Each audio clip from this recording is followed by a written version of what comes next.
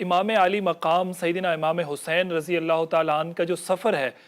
اس سے اگر ہم آج کی امت کو کوئی سبق دینا چاہیں قیادت کے حوالے سے، استقامت کے حوالے سے، وہ کون سے اصول ہیں، کون سے پرنسپلز ہیں جو امت کو سیکھنے چاہیے کہ ایک قائد جب سفر کر رہا ہوتا ہے وہ اپنی قوم کو کس طرح سے ساتھ لے کے چل رہا ہوتا ہے؟ جی، یہ جب بھی کوئی تاریخی واقعہ صحابہ کرام کا، اہل بیت کا بیان ہوتا ہے تو اس میں جو سب سے اہم بات ہوتی ہے وہ یہی ہوتی ہے کہ ہمارے لیے میسج اور پیغام کیا ہے، ہم نے آج کے دور میں کیا کرنا ہے۔ دیکھیں، ہمارے سردار ہیں حضرت حسن رضی اللہ تعالیٰ عنہ بھی، حضرت حسین رضی اللہ بے شک، تعالیٰ عنہ بھی، اس لیے کہ سیدہ شباب اہل الجنہ ہے، تو جس نے بھی جنت میں جانا ہے ان کو حضرت حسن اور حضرت حسین کی غلامی میں آنا ہوگا۔ ظاہر ہے کہ جنت میں وہی ہمارے سردار ہیں اور ان کے نانا وہ سب سرداروں کے سردار ہیں صلی اللہ علیہ وسلم۔ حضرت حسین رضی اللہ تعالیٰ عنہ کا یہ جو پورا عمل ہے، پورا جو سفر ہے، اس میں بہت اہم دروس ہیں اس وقت امت کے لیے، اور میں سمجھتا ہوں کہ امت اگر ان دروس کو تھام لے، سمجھ لے، تو ہم اپنے معاشرے کی بہت سی چیزوں کو بہت بہتر کر سکتے ہیں۔ مثال کے طور پر حضرت حسین رضی اللہ تعالیٰ عنہ نے فرمایا کہ میں یہ بات دیکھ رہا ہوں کہ سنتیں ختم ہوتی جا رہی ہیں، بدعات پروان چڑھتی جا رہی ہیں۔ اب صرف اس ایک بات کو اگر لے لیں، یعنی پتہ چلا کہ حضرت حسین رضی اللہ تعالیٰ عنہ نے جن مقاصد کے لیے یہ قدم اٹھایا تھا، ان مقاصد میں سے ایک مقصد یہ بھی تھا کہ جس طریقے سے سنتوں کو ختم کیا جا رہا ہے، بدعات کو رواج دیا جا رہا ہے، حضرت حسین رضی اللہ تعالیٰ عنہ یہ چاہتے تھے کہ دوبارہ سے رسول اللہ صلی اللہ علیہ وسلم کی جو سنت ہے، اسی طرح خلافت علی منہاج النبوہ، اس کو وہ دوبارہ لے کر آ سکیں اور جو سنت کا طریقہ ہے اس پہ چلا سکیں۔ اس سے پتہ چلتا ہے کہ ہم اپنی زندگی میں اگر غور کریں، ہماری زندگی سیرت اور سنت کے کتنے مطابق ہے۔ رسول اللہ صلی اللہ علیہ وسلم کی جو تعلیمات ہمیں ہیں، ہم اپنی زندگی کے ہر شعبے میں ذرا چیک لسٹ بنا کر دیکھیں کہ ہم ان سنتوں کو فالو کر رہے ہیں یا ہمارے ہاں جو طرح طرح کی بدعات، رسومات، خرافات مختلف مواقع پر کی جاری ہوتی ہیں، ہم ان کے پیچھے چل رہے ہیں۔ اسی طرح حضرت حسین رضی اللہ تعالیٰ عنہ نے فرمایا کہ میرے اس اسٹیپ کا مقصد امر بالمعروف اور نہی عن المنکر ہے، کہ میں لوگوں کو اچھائی کا حکم دوں، برائی سے روکوں۔ آج ہمارے معاشرے میں بھی ظاہر ہے اچھے کام بھی ہیں، برے کام بھی ہیں۔ ہم یہ دیکھیں کہ ہم امر بالمعروف اور نہی عن المنکر میں کتنا حصہ ڈال رہے ہیں۔ اگر معاشرے میں کوئی برائی پائی جاتی ہے، وہ جس سطح کی بھی ہے، ہم یہ دیکھیں کہ میں اس برائی کو روکنے کے لیے اپنا کیا کردار ادا کر سکتا ہوں۔ حدیث شریف میں آتا ہے، رسول اللہ صلی اللہ علیہ وسلم نے ارشاد فرمایا، من رأى منکم منکرا فلیغیرہ بیدہ فإن لم یستطع فبلسانہ فإن لم یستطع فبقلبہ وذلک اضعف الایمان، کہ اگر کوئی برائی دیکھو تو اس کو اپنے ہاتھ سے روکو، ہاتھ سے نہیں روک سکتے تو زبان سے روکو، زبان سے نہیں روک سکتے تو کم از کم دل سے برا جانو، اور یہ ایمان کا سب سے کم ترین درجہ ہے۔ ہم یہ دیکھیں کہ ہمارے معاشرے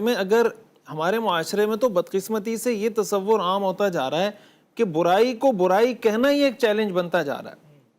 اگر معاشرے میں مثال کے طور پر بے حیائی پھیل رہی ہے، فحاشی پھیل رہی ہے، کسی بھی قسم کی بے دینی، بے راہ روی کی طرف معاشرہ جا رہا ہے، اس برائی کو اگر بتایا جائے کہ قرآن حدیث کی روشنی میں یہ بے پردگی یا یہ بے حیائی، یہ فحاشی کا طریقہ قرآن حدیث کی روشنی میں ایک منکر ہے، اس سے بچنا چاہیے، تو ہمارے بہت سے لوگ اس پر سوال اٹھانا شروع کر دیتے ہیں۔ حقیقی معنوں میں حسینی وہ ہوگا جو حضرت حسین رضی اللہ تعالیٰ عنہ کی سنت کو زندہ کرے، امر بالمعروف کا طریقہ ہو یا نہی عن المنکر کا طریقہ ہو، اور ہر آدمی کی اللہ تعالیٰ نے مختلف حیثیت بنائی ہے۔ جو حکمران ہیں وہ طاقت سے روک سکتے ہیں، جو علماء ہیں، اسکالر ہیں، وہ اپنی زبان سے بات کر سکتے ہیں۔ اگر کوئی کچھ نہیں کر سکتا اس درجے پہ پہنچا ہوا ہے، کم از کم دل سے اس کو برا جانے۔ اسی طرح اسلام کا احیاء،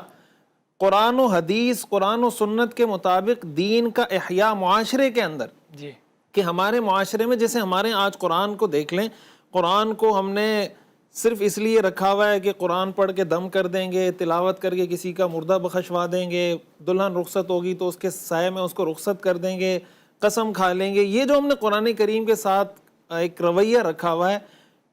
تو ظاہر ہے کہ دین کا احیاء کیسے ہوگا؟ دین کا احیاء تو ایسے ہوگا کہ قرآن ہمارے معاشرے میں زندہ ہو۔ قرآن کریم میں ظاہر ہے ریاست کے احکام بھی ہیں، حکومت کے احکام بھی ہیں، جہاد کے مسائل بھی ہیں، نکاح، طلاق، معاشرت، اخلاقیات، ہر چیز کا تذکرہ ہے۔ حضرت حسین رضی اللہ تعالیٰ عنہ کی سیرت پر چلنے والا وہ قرآن کو تھامتا ہے، جس طرح ان شخصیات نے قرآن کو تھاما اور اس قرآن کے پیغام کو زندہ کرنے کے لیے اور اس حوالے سے جو کمی کوتاہیاں پیدا ہو گئی تھیں ان کو ختم کر کے دوبارہ اپنی اصلی حالت میں بحال کرنے کے لیے انہوں نے یہ سارا قدم اٹھایا۔ اسی کے ساتھ ساتھ حضرت حسین رضی اللہ تعالیٰ عنہ کی زندگی میں ایک بہت اہم سبق قرآن کریم میں آتا ہے نا، وَشَاوِرْهُمْ فِي الْأَمْرِ فَإِذَا عَزَمْتَ فَتَوَكَّلْ عَلَى اللَّهِ۔ رسول اللہ صلی اللہ علیہ وسلم کو حکم دیا گیا کہ آپ اپنے صحابہ سے مشورہ کیا کریں، لیکن جب آپ کسی کام کا عزم کر لیں تو بس پھر اللہ پہ توکل کریں۔ غزوہ احد کے موقع پر اگر آپ دیکھیں، رسول اللہ صلی اللہ علیہ وسلم کی یہ خواہش تھی کہ ہم مدینہ کے اندر رہ کے مقابلہ کریں، کچھ صحابہ کی خواہش تھی کہ ہم باہر جا کے مقابلہ کرتے ہیں۔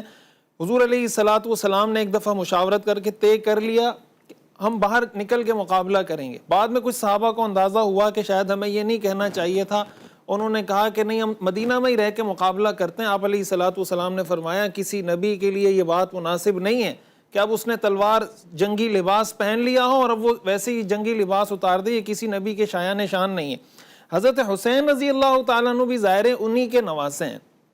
رسول اللہ صلی اللہ علیہ وسلم کے نواسے ہیں۔ انہوں نے بھی جب ساری چیزوں کو دیکھ کر، ڈیٹا کو دیکھ کر، حالات کو دیکھ کر ایک دفعہ فیصلہ کر لیا کہ میں نے یہ کام کرنا ہے، پھر انہوں نے اللہ پہ توکل کیا۔ اس کے لیے ان کو جان کی، مال کی، گھر والوں کی، ہر طرح کی قربانی دینی پڑی، کسی قسم کی قربانی سے انہوں نے دریغ نہیں کیا۔ یہی ایک قائد اور کامیاب لیڈر کی نشانی ہوتی ہے کہ اگر آپ نے ساری چیزوں کو سامنے رکھ کر ایک فیصلہ کر لیا ہے، پھر اگر اس میں کوئی رکاوٹیں آتی ہیں، تکلیفیں آتی ہیں، پریشانیاں آتی ہیں، تو ظاہر ہے دنیا کے ہر کام میں انسان کو رکاوٹیں، تکلیفیں آتی ہیں۔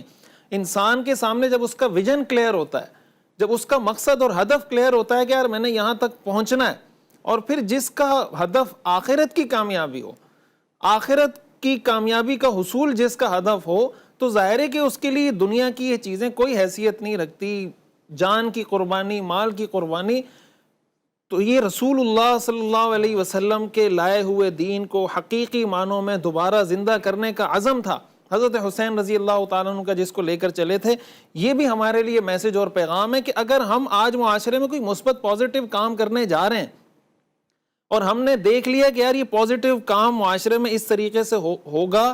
تو اور اس میں ہو سکتا ہے کوئی اپنا مخالف ہو جائے، کوئی پرایا مخالف ہو جائے، کوئی آپ کی پارٹی کا مخالف ہو جائے، کوئی دوسرا مخالف ہو جائے، جب آپ کو پتا ہے کہ یار میری ڈائریکشن ٹھیک ہے اور اس سے امت کسی اچھے نتیجے پر پہنچے گی، تو پھر لوگوں کی پرواہ کیے بغیر انسان کو حضرت حسین رضی اللہ تعالیٰ عنہ کے راستے پر چلتے ہوئے آگے بڑھتے رہنا چاہیے۔